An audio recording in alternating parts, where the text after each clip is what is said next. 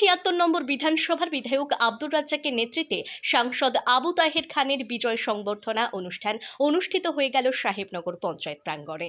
এই দিনের অনুষ্ঠানে উপস্থিত ছিলেন সাংসদ আবু তাহের খান, জলঙ্গির বিধায়ক আব্দুর রাজ্জাক, জলঙ্গি পঞ্চায়েত সমিতির সভাপতি কবিরুল ইসলাম এবং সাহেবনগর অঞ্চল তৃণমূল নেতৃবৃন্দ। এই দিনে প্রথম দিনে বিজয় মিছিল করে সাহেবনগর অঞ্চল তৃণমূল কর্মীদের নিয়ে তারপরে সভা অনুষ্ঠিত হয় সাহেবনগর পঞ্চায়েত প্রাঙ্গণে। সাংসদ আবু তাহের খান চ্যালেঞ্জ করে বলেন যে 1 মাসের মধ্যে জলঙ্গি ব্লকের সমস্ত বিরোধী প্রধান মেম্বার তৃণমূলে যোগদান করবে। পাশাপাশি 21শে জুলাই শহীদ দিবসে যাওয়ার জন্য সকল তৃণমূল কর্মীকে আহ্বান জানান সাংসদ আবু তাহের খান। সাগরপাড়া থেকে রাশেল শাহ রিপোর্ট, প্রতিদিন টাইম। আমাকে আজকের এই সভায় সম্বর্ধনার জন্য ডেকেছেন। আমরা আগে এসেছিলাম, কিন্তু আপনাদের পাশেই শেখপাড়া বাজারে একটা বিরাট সমাবেশ, যেখানে গোটা বাজারে শুধু মানুষ আর মানুষ। 3টে প্রধান দলে আনুষ্ঠানিকভাবে যোগদান করেছেন এবং 3 জন পঞ্চায়েত সমিতির মেম্বার, 4 জন গ্রাম পঞ্চায়েতের মেম্বার, তারা সদল বলে বহু মানুষ নিয়ে তৃণমূল কংগ্রেসে যোগদান করেছেন। আজকের এই মহতি দিন, আজকের দিনটিকে মহতি দিন এই কারণেই বলছি, আজকে বাংলার ভাগ্যাকাশে নতুন করে নতুন সূর্য উদিত হচ্ছে। ভারতবর্ষের বিজেপি পার্টি যারা বাংলাকে দখল করার কথা ভাবছিল, তাদের 3টে বিধানসভার সিট বাংলায় আজকে আমরা দখল নিয়ে নিলাম, বাংলার তৃণমূল কংগ্রেসের দখলে। সুতরাং আজকের দিনটি আমাদের কাছে অত্যন্ত গুরুত্বপূর্ণ এবং তাৎপর্যপূর্ণ। বাংলার বিজেপি আজকে 4টে উপনির্বাচনে ব্যাপকভাবে পরাজিত হয়েছে।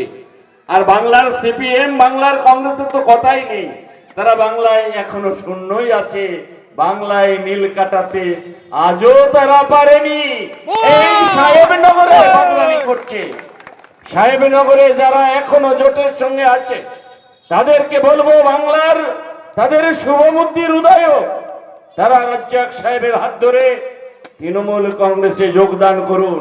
কারণ বাংলাকে পরিচালিত করতে ভারতবর্ষের একমাত্র মহিলা মুখ্যমন্ত্রী, যিনি মোদির বিরুদ্ধে লড়াই করেন, তার বিশেষ প্রয়োজন। গ্রাম পঞ্চায়েতের উদ্যোগে এখানে একটা সম্বর্ধনা সভার আয়োজন করেছিল। আমি নতুন জিতেছি এমপি হিসেবে, তাই এলাকার মানুষের দাবি ছিল যে আমি এখানে আসি এবং এলাকার সার্বিক উন্নয়ন আমাদের লক্ষ্য। আগামী দিনে সার্বিক উন্নয়ন নিয়ে মানুষের সঙ্গে আলাপ আলোচনা করা, মানুষের সঙ্গে দেখা সাক্ষাৎ করা।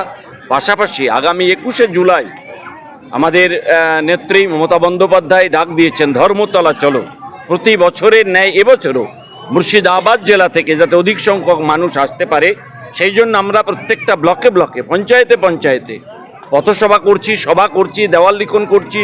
তার আমাদের এখানে রাজ্জাক সাহেব তার নেতৃত্বে বিভিন্ন জায়গায় সভা চলছে এবং বিভিন্ন পঞ্চায়েতে যারা জোটের পঞ্চায়েত আছে, বিজেপির পঞ্চায়েত আছে, তারা ইতিমধ্যেই আমাদের দলে যোগদান করছে।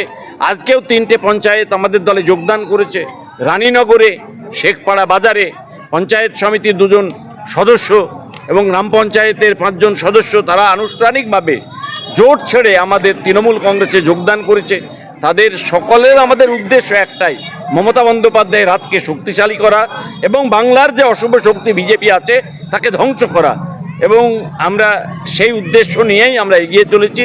আজকের সভাটাও মূলত এই উদ্দেশ্য। এখানেও আমরা আগামী 21শে জুলাই ধর্মতলা চলো ডাক দিয়ে সমস্ত মানুষকে ধর্মতলায় যাওয়ার জন্য আহ্বান করতে এখানে সভা হয়েছে। সেই সভায় আমরা সকলে, অঞ্চল নেতৃত্ব, পঞ্চায়েত সমিতির সভাপতি কবিরুল ইসলাম, সবাই, বিষ্ণুবাবু ব্লক সভাপতি এর আগে ছিলেন, সব নেতৃত্ব এখানে উপস্থিত হয়েছে। তাদের উপস্থিতির মধ্য দিয়েই রাজ্জাক সাহেবের নেতৃত্বে আমরা এখানে সুন্দর একটা সভা করে মানুষকে 21শে জুলাই তাৎপর্য ব্যাখ্যা করেছে যাওয়ার জন্য আবেদন করেছি দলের পক্ষ থেকে।